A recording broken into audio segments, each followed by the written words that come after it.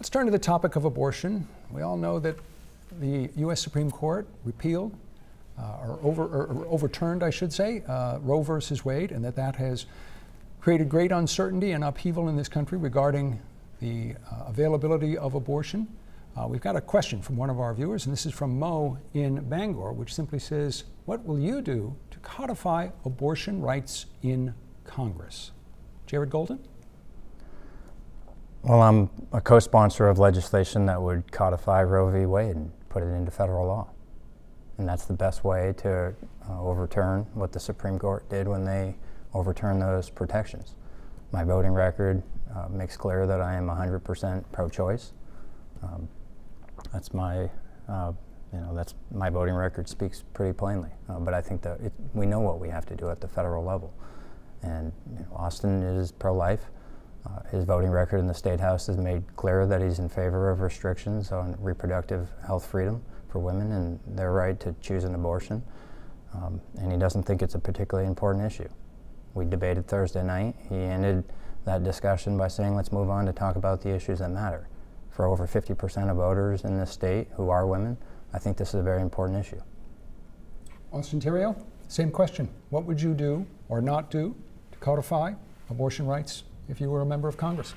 Well, first of all, I'd push back on what Jared says. He knows he's taking my comments out of context. This isn't a very sensitive issue. I lost a middle sibling because my mother had an issue with her pregnancy, and so I understand it's super important for a lot of people to make sure that they feel like they have a good relationship with their doctor.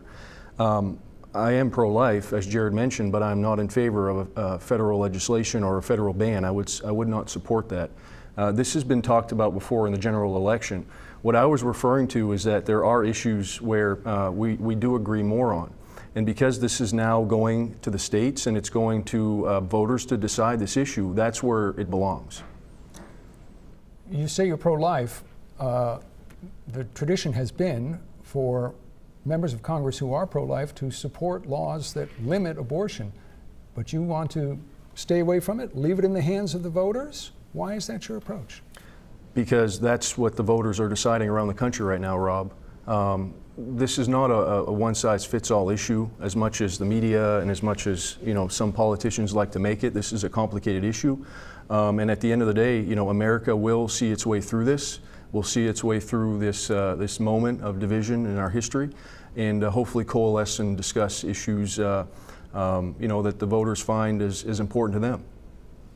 Any further comment on this, Jared? Well, I think at the federal level, because we see so many states now restricting abortions, sometimes at like 6 weeks, which is almost like a de facto ban for many women, I think that the Congress could take actions and set a floor of protection at a minimum for millions of women around this country who have basically lost their freedom of choice.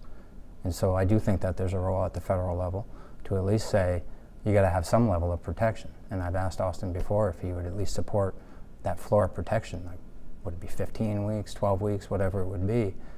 You would think for those millions of people in many states around the country who are losing this right, they'd like to have someone in Congress who's going to try and make sure that those protections are in place. There are states that have adopted a ban on abortions after 6 weeks. Many women don't even know they're pregnant at that stage. Would you support a 12-week or a 16-week limit? I'll just say it again, Rob. I don't support any federal legislation. This is a states' rights issue, and the voters are deciding.